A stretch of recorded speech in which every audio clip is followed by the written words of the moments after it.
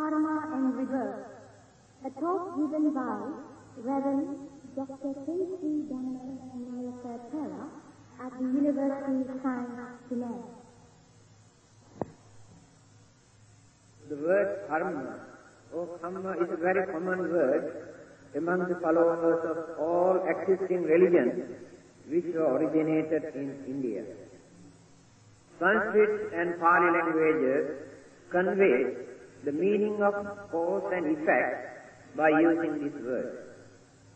Rebirth means becoming again. So, karma and rebirth are interrelated. It is difficult to explain karma without talking about rebirth, and difficult to understand how rebirth takes place not knowing the activities of karma. That is why we have to discuss these two subjects together. There are many things for us to learn to have better understanding regarding these two natural phenomena. Simply by maintaining some sort of belief, we cannot understand how they function. Traditionally, as Buddhists, we maintain these beliefs as very important religious issues. But we cannot understand, as well as we cannot explain to others, the real duty of karma and how karma is responsible for our rebirth. Now let us discuss the first item, karma. What is the meaning of this word? Usually, for any kind of action, we use the word karma. But from the Buddhist point of view, mere action cannot become the karma explained by the Buddha. First, we must know how the Buddha explained this word karma. He says, Cetanan Bhikkhave Kamman Vadana, meaning wholesome or unwholesome volitional activities or moral causality are called karma. Anyway, we create certain karma, either mentally, verbally, or physically. Yet, mind is responsible for everything. Mental activities are such that it is very difficult to avoid this situation. Every living being, not only human beings, even other living beings also commit certain karma, because they too have greed, anger, and ignorance in their mind. Then, what is the difference between ordinary karma and the karma explained by the Buddha as moral causes? It is not very difficult to understand. First, I give you a simple example. When you drive your motor car, accidentally you knock down a man, and that man dies because of your driving, and you are responsible for his death. Although you have committed a karma, it is not under moral causation or unwholesome karma, because you have not created any idea in your mind to do that. Unless you create the idea either to harm a person or to support someone, mere action never becomes either good karma or bad karma from the Buddhist point of view. Without thinking or planning earlier, or without implanting ideas in our mind, we make a lot of mistakes, as well as we do good deeds, and we also experience the good and bad results or effects immediately or within this lifetime. That is the nature of any kind of action and its reaction. When there is a cause, there must be an effect. regarding a motor car accident, we have to pay the damages or face the consequences according to our attitude, such as negligence, fast driving, or violating the traffic law. If not, some people may come and beat us or kill us because of that accident. Even then, this action never becomes a karma that will follow us for the next life. The effect of such karma will be extinguished if not affected within this lifetime. Since we have not polluted our mind by creating evil thoughts to harm others, there is nothing to remain as karma to create bad effects in the next life. This is the nature of mere action, that we commit without creating the idea or the intention to do good and bad deeds. Moral causation means violations of existing natural moral law. Moral law does not mean man-made morals from the worldly point of view for his own convenience. There are two kinds of morals, which are man-made morals and natural or universally accepted morals by each and every person without any controversy.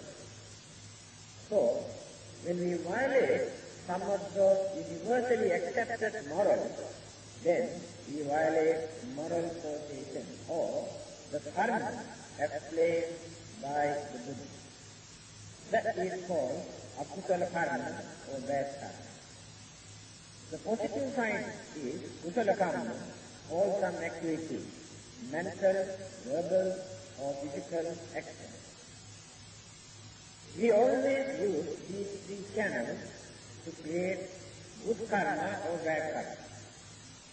Mind itself can create very few good or bad karma, but most of the karmas are performed through verbally or physically, unless we use either our mouth to say something or use our body to do something. It is difficult to commit many karmas, but mind itself can create certain karmas according to gravity or heaviness of the good thought or bad thought. Action itself never becomes either good karma or bad karma from the Buddhist point of view for us to pay the bad effect or to enjoy our life hereafter. If we have done anything intentionally, either good deeds or bad deeds, then we cannot escape from the effect. That is the nature of cause and effect. There is another important point for us to learn. Other religions teach that there is a powerful supreme being either to punish or to reward us according to our good and bad deeds, if not for violating the law given by the God. But they do not talk about karma. Although some other religions, like Hinduism, also believe in karma, their concept of karma is not like Buddhist concept. According to them, there must be a God, either to punish or to reward. Their belief is that God or God judge what people commit within this life and destiny of our life depends at the mercy of their God or according to the will of that God by judging our karma. This is the Hindu concept of karma. The Buddha did not accommodate even that belief. He says that there is nobody else in this world to manipulate or to handle our karma or our life. Karma is natural or independent law, just like gravity. Therefore, karma, or the action itself, creates the effect. Buddhists do not depend on another person to handle their karma, to punish or to reward. If there is a powerful person who can do anything according to his wish, all of us are at his mercy. Anyway, it is difficult for Buddhists to accept this belief.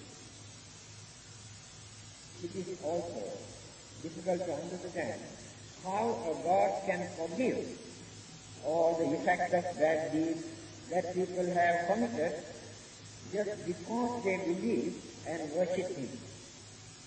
That is why Buddhism says it is impossible for people to escape from the effect of bad action simply by praying to anybody. We know that man creates sin or bad karma through his mind. Therefore, he is solely responsible for the reaction of his karma. At the same time, forgiveness of sin by a God is not practical or justifiable from the Buddhist point of view. On the other hand, if there is anybody who can forgive our sins, we must understand that we are the only ones who can do so. But there is a method to do that in a practical and reasonable way. Assume we have done certain bad karma due to our ignorance or misunderstanding. One day, by realizing the danger of such action and effect, we determine not to repeat such bad deeds. From that day onwards, try to do more and more good deeds and accumulate more good karma. When we increase the degrees of our good karma, we will be able to suspend or overcome the bad effects of the karma through our mental training. Because there will be possibility for us to have a better rebirth, although we have committed certain evil deeds.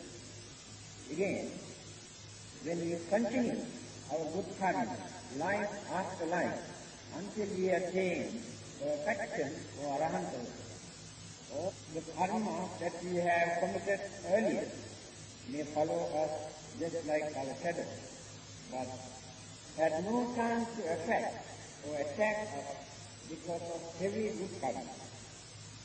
Finally, we reach our final goal, Nibbana. After that, there are no more fresh karma to condition another acceptance, to face the consequences or to suffer. This is the Buddhist method to overcome or to forgive our own sins. We never get the liberation simply by praying or worshipping and performing any kind of ritual and animal sacrifices, asking for forgiveness. Even the word sin is also not a Buddhistic term. Karma is a very big subject, and we have to talk for a few hours to explain various aspects of karma and how the effects of karma come to us and how to avoid certain reactions. Why certain karma cannot affect at all? Why do we experience only certain karma within this lifetime? Why certain karma affect only immediately after our death, within the next life? And why certain karma remain or follow us just like our shadow, as long as we exist in the cycle of birth and death, or repeated birth and death?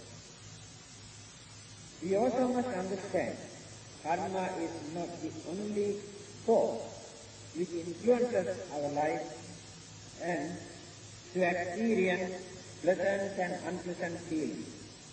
Besides karma, there are many other factors that influence our life. We can divide karma into three groups according to the period when we experience the effect. At the same time, all the existing karma can be categorized into 8 kinds.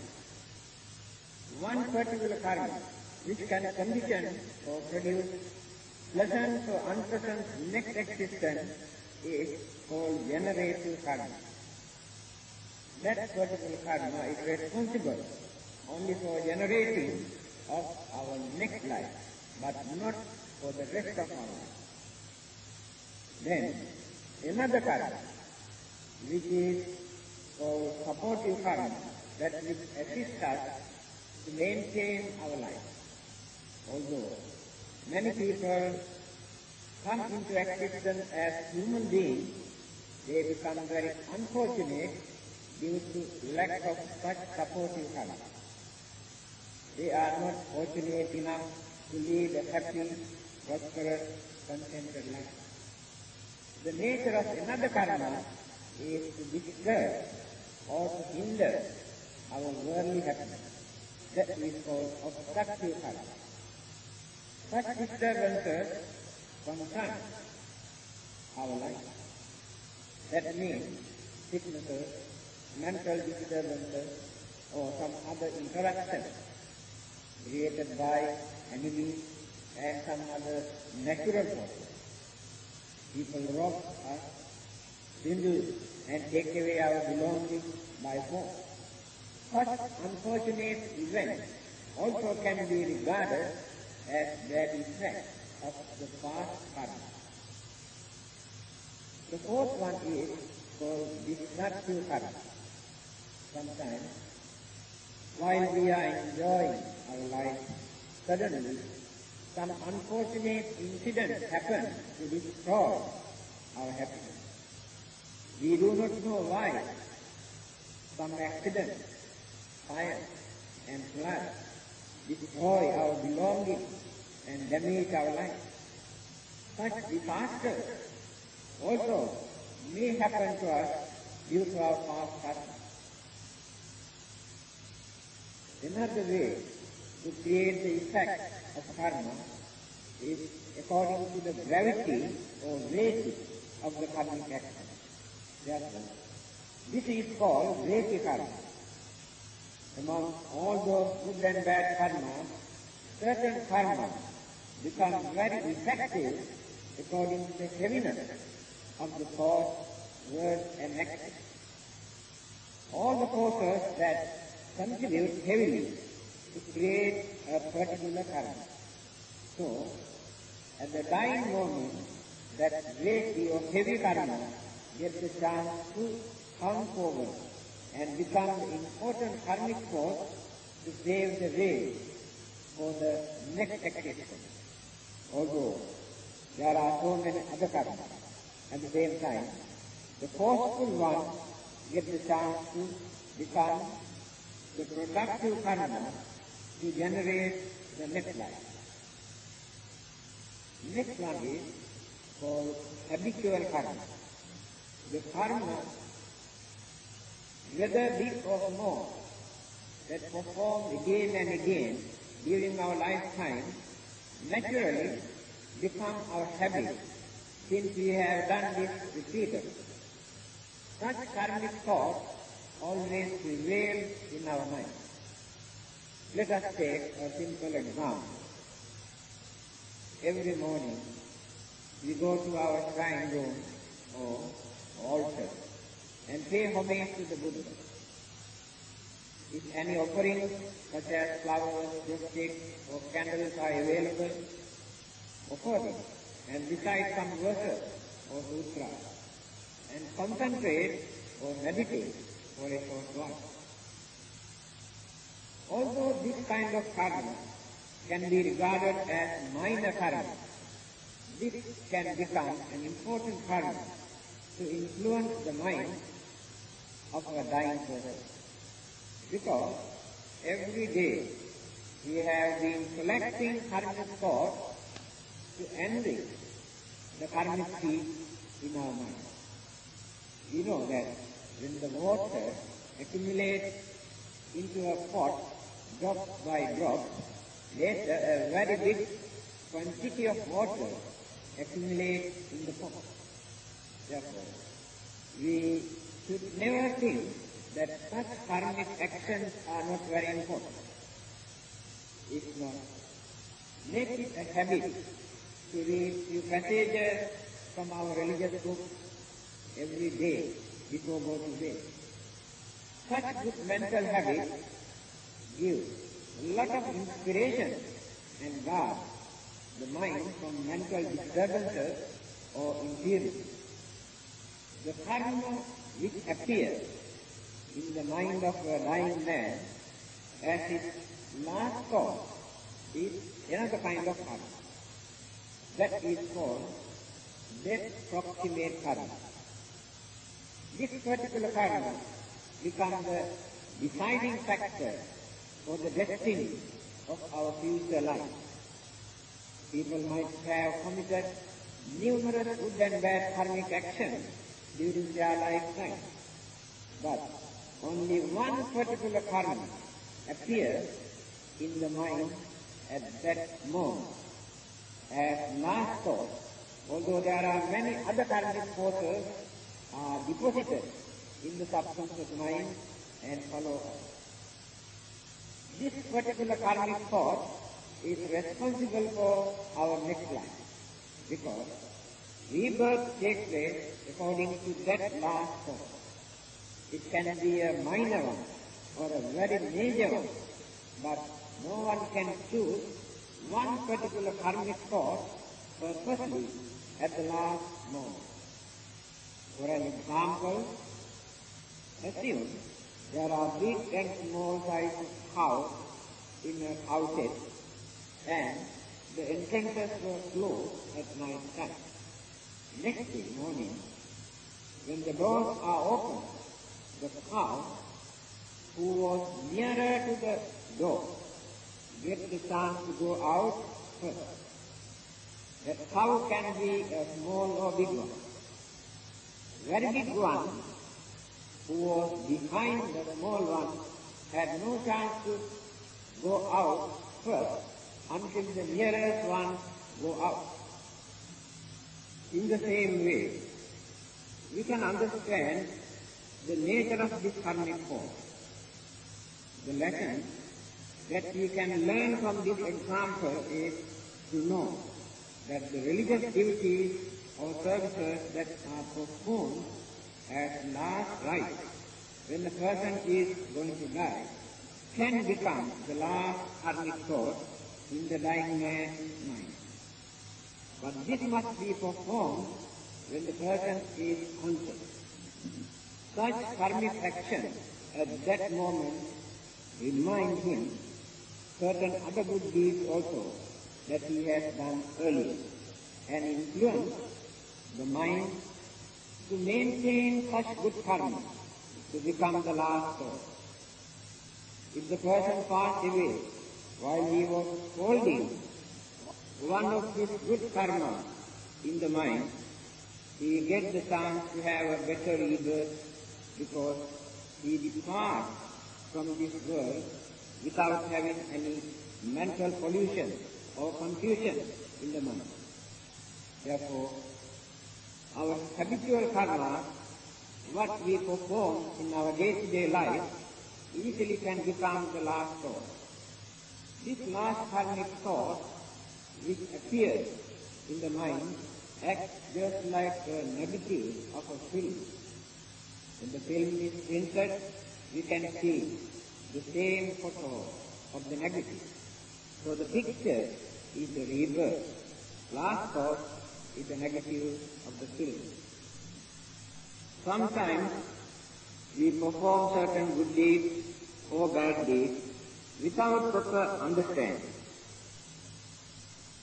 When we commit such actions in that manner, the result of such karmic action cannot be certain, because such karmic forces do not penetrate deeply into the mind.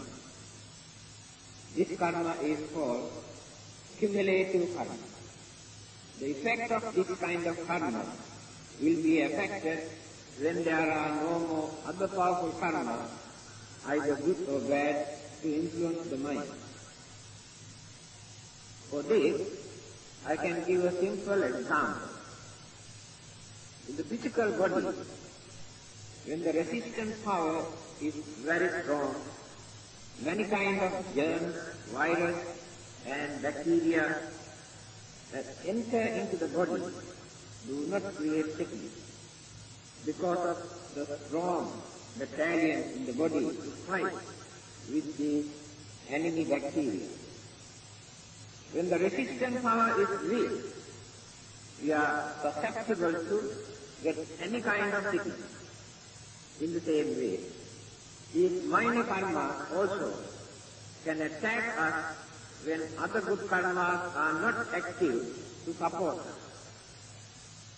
When bad karmas are not active, these minor karmas also cannot attack us.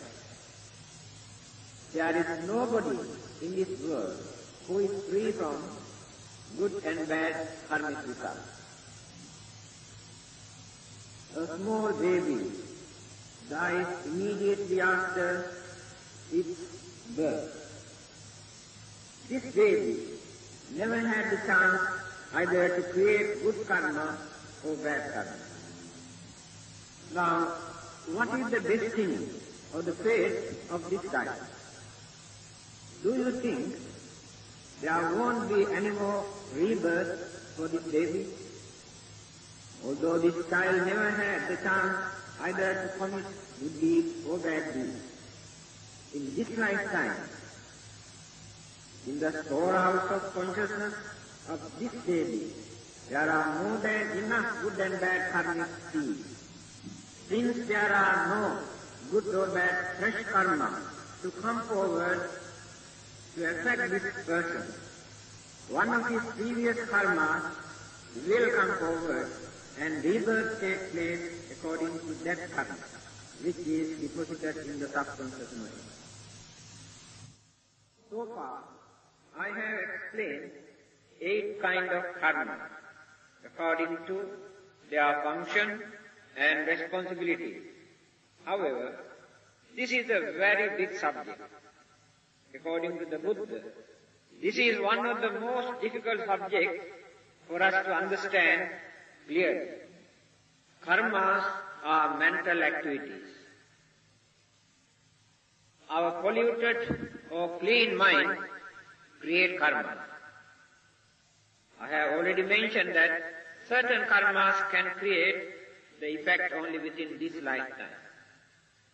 It could not affect, karmas of this particular group become powerless to affect in the next life. The nature of some other karmas are such that they produce the effect immediately after death in the next life, but not thereafter. At the same time, certain other karmas follow us like our shadow and affect us at any time when the necessary conditions are available. These karmas remain as long as we exist in this world or in any part of the universe, and also influence us to change our way of life through the influence of such karma. Although it is difficult to understand why these different karmas affect at different periods, there are reasons for that. The reason for experiencing the effect of the karma within this life only, in the next life and at any time, is due to our mental being, which is called Javana Chitta. In other words, the mental being or state is responsible for the fruitions of karma. Those students who have studied Abhidhamma can understand the meaning of Javana Chitta. It means mental impulses or mental being. However, I am not going to explain this item today. So our good and bad deeds, the idea we implant in our mind during one of the mental beats, conditions the result of karma according to different stages or mental impulses. Rebirth. There are three words that people use to talk about life hereafter. They are rebirth, reincarnation, and transmigration. However, none of these words convey the real meaning of the word used by the Buddha to explain what will happen to the life after death. These words give different meaning according to certain beliefs upheld by others. The Buddha has used one word, that is punabhava, meaning becoming again. After gaining his enlightenment, the Buddha proclaimed that he can recall many of his own previous births and the previous existence of others. Further he said, no more becoming again for me. The Buddha did not try to prove the existence of rebirth by giving more details, since it was a common belief among most of existing religions in India at that time. But he gave enough rational reason as to how rebirth takes place, because different religions interpreted it in different ways according to their traditional beliefs. When we say rebirth or incarnation, we create an idea in our mind that we will appear again. That means the physical body with the same features and the mental attitude. They maintain such beliefs by depending on the concept of I. When we analyze this concept, we can understand that this concept is not agreeable with the Buddha's truth, because in reality there is no such person, I. Although we are two-legged at the moment, becoming again can take place as four-legged. That depends on how we use this life. So human can become animals, animals can become human, human can become devas or angels or spirits or ghosts. That is why it is not advisable for us to use the word reincarnation and transmigration. If we use these two words, we have to accept that there is a permanent entity or soul which migrates from life to life. But the Buddhist concept of becoming again differs from the others. Becoming again takes place due to some of those karmas that I explained earlier. So it depends on our good and bad actions or the karma, but not on our beliefs or concepts. In a single life, each thought moment flashes in and out of being, giving rise to its successor with its perishes. Strictly speaking, this momentary rise and fall of thought is the birth and death. Thus, even in a single life, we undergo countless birth and death every second. But because the mental process continues with the support of a single physical body, we regard the mind-body continuum as constituting a single life. What we ordinarily mean by death is the cessation of the body's vital function. When the physical body loses its vitality, it can no longer support the current of consciousness, the mental side of this process.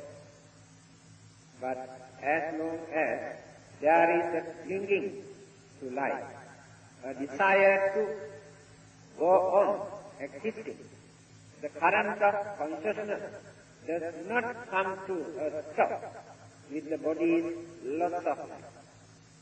Rather, when death takes place, when the body dies away, the mental current driven by the thirst for more existence will spring up again with the support of new physical body, one which has just come into being through the meeting of sperm and egg. Thus, rebirth takes place immediately after death. The stream of memory may be interrupted and the sense of identity transferred to the new situation, but the entire accumulations of experience and disposition has been transmitted to the newborn being, and the cycle of becoming again to revolve for still another turn. For Buddhism, therefore, death does not spell either the entrance to eternal life or complete annihilation. It is rather recombination, mind and matter, to a new birth which will be followed by more growth, decay, and then by still another death. Some people cannot understand how a human being can become an animal in the next life.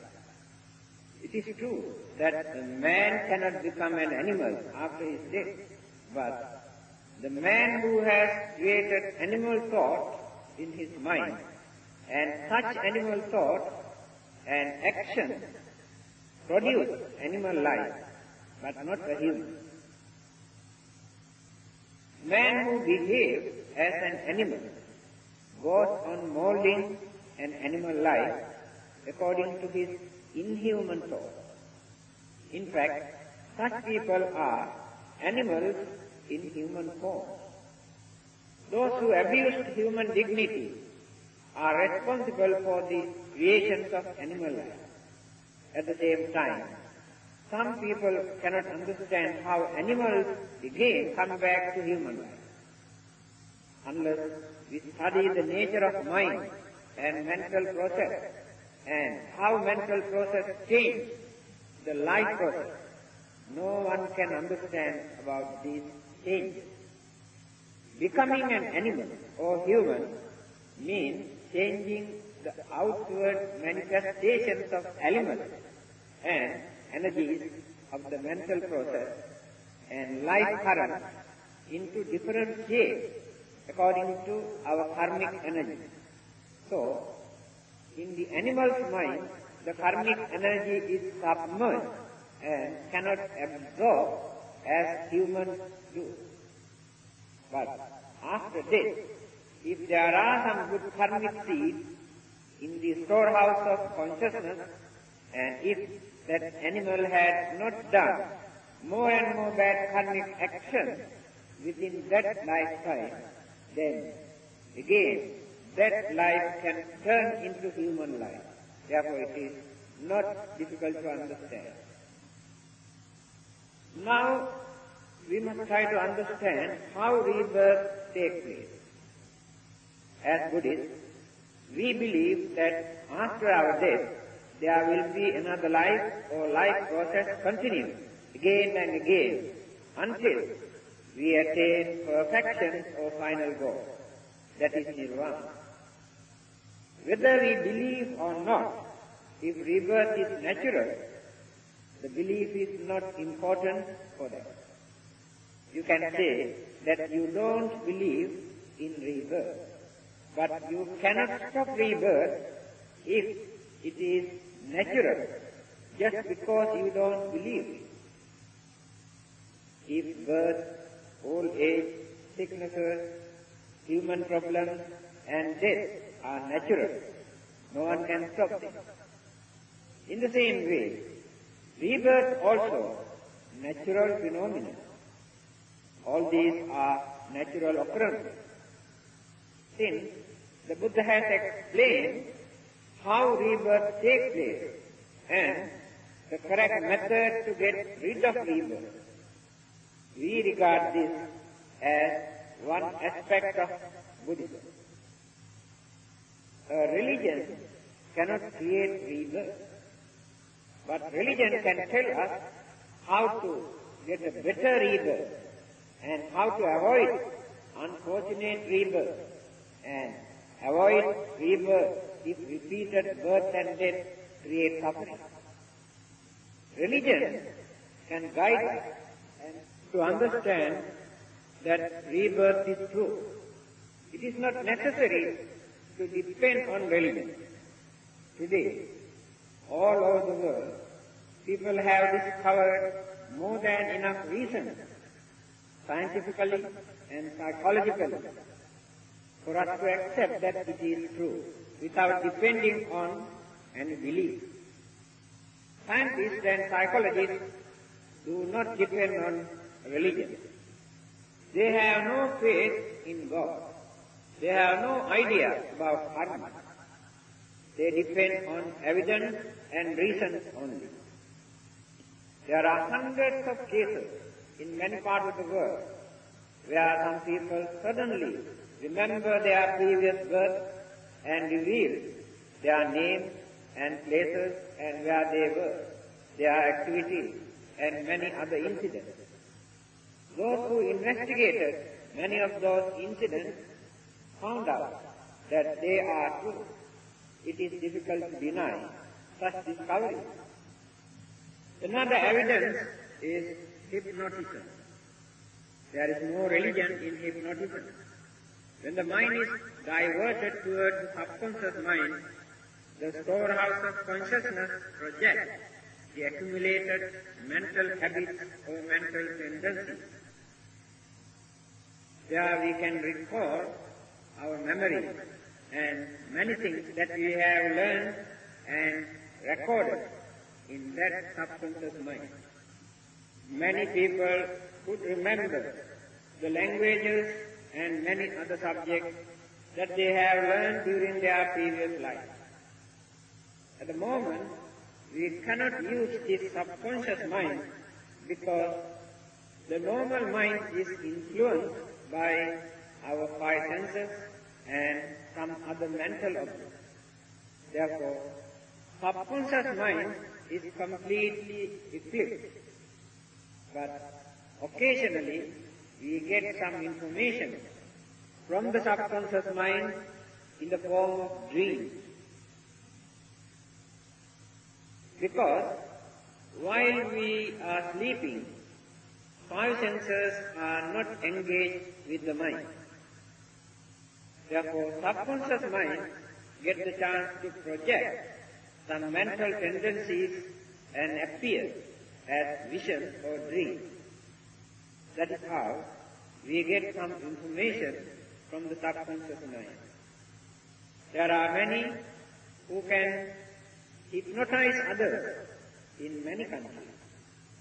Recently, a lady in Australia, a country where people do not believe in rebirth, was hypnotized and she could manage to trace back her memory up to 7 previous births. When others examined according to her information, they found out her information are correct. Again, parapsychologists who studied more on subconscious mind started to deal with the mind and realized that rebirth is true. Recently, BBC News announced that according to their observations today, 20% of the Christian world also accept that rebirth is true. But this is not a new discovery. Christianity accepted this belief from the very beginning for 553 years up to Constantinople Religious Council. It was during this council that they discussed this matter and decided to reject. Now it seems slowly they are coming back to the old belief. We must learn how to face facts without any religious prejudice. This is also one of the advices given by the Buddha. Since we have enough reason to accept rebirth, we don't believe that it is mythological or traditional belief. When a man is about to pass away, at that moment, no renewed physical function occurs in his mind. This is just like a motorist releasing the accelerator before stopping so that no more pulling power is given to the engine. Similarly, no more material qualities or karma arise. Buddhists do not believe that the present life is the only life between two eternities of misery and happiness. Nor do they believe that angels will carry them to heaven and leave them there for all eternity.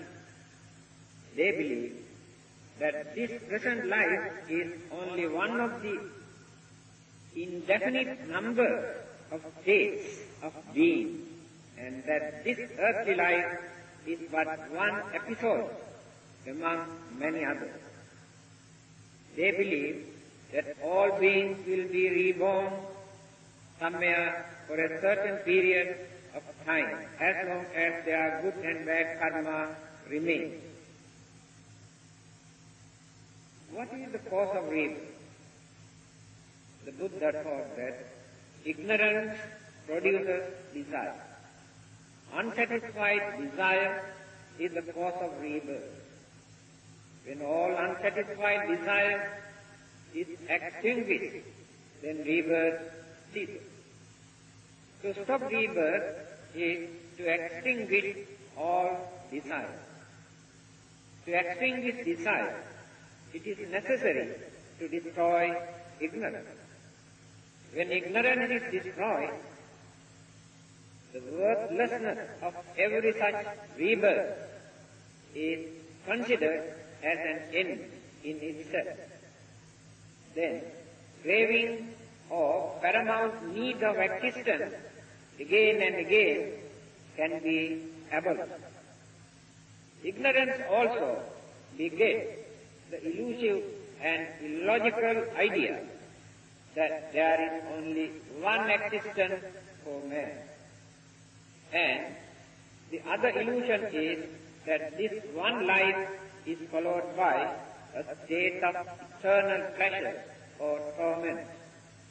The Buddha taught that the ignorance can be dispelled and thoroughly removed by realizing the Four Noble Truths, but not through any other source. One must cultivate all-embracing compassion. One must also destroy all desire for the lower personal pleasure and selfish desire. Rebirth takes place as long as such craving exists. Craving for sensual pleasure or attachment. Those strong mental forces prevail in each and every living being in this universe. Those who simply hope and pray that they be not born again must understand that their wishes would not materialize until they make effort to eradicate their selfish craving. Having seen and experienced the uncertainty and unsatisfactoriness of life under worldly conditions, wise people try to rid themselves of these repeated births and deaths by following the correct path. Those who cannot reduce their selfish craving must be prepared to face unsatisfactory and uncertain situations associated with rebirth and becoming again and again. Another difficult thing to understand about rebirth is whether the rebirth is simultaneous or not. This is a controversial issue, even among the prominent scholars. Some people believe that rebirth or conception takes place immediately after death without any intermediate stage. At the same time, some others believe that the departed person remains in spirit form for a certain number of days before rebirth takes place. Another interpretation regarding the same belief is that it is not the spirit, but the deceased person's consciousness or mental energy remains in the spirit, and his own mental energies of craving and attachment support him to remain there. However, sooner or later, rebirth must take place. The spirit form of life in any planes of existence is unfortunate, and their lives in spirit form are not everlasting. How does rebirth take place? Although physical body is no more capable of functioning, mental energies do not die. With it, continue to take some other shape or form which we call another life. The main force for conditioning another life is craving, desire, volition, thirst to live, and does not end with the non-functioning of the physical body, but continues to manifest itself in another form, producing another life, which is called rebirth. The great rishis in India, Pythagoras, Socrates, and Plato in Greece, have all promulgated the doctrine of rebirth. Modern poets, philosophers like Emerson and Whitman in America, Tennyson and Wordsworth in England, and Schopenhauer, the most brilliant German philosopher. All of them have given their full support. From Christian pulpits, there were two great churchmen, Henry Ward Beecher and Phillips Bruce, who told their listeners that rebirth was a Christian doctrine too. Josephus, the famous Jewish historian, in his Antiquity of the Jews, says that belief in rebirth was part of the tradition of the ancient people of Israel.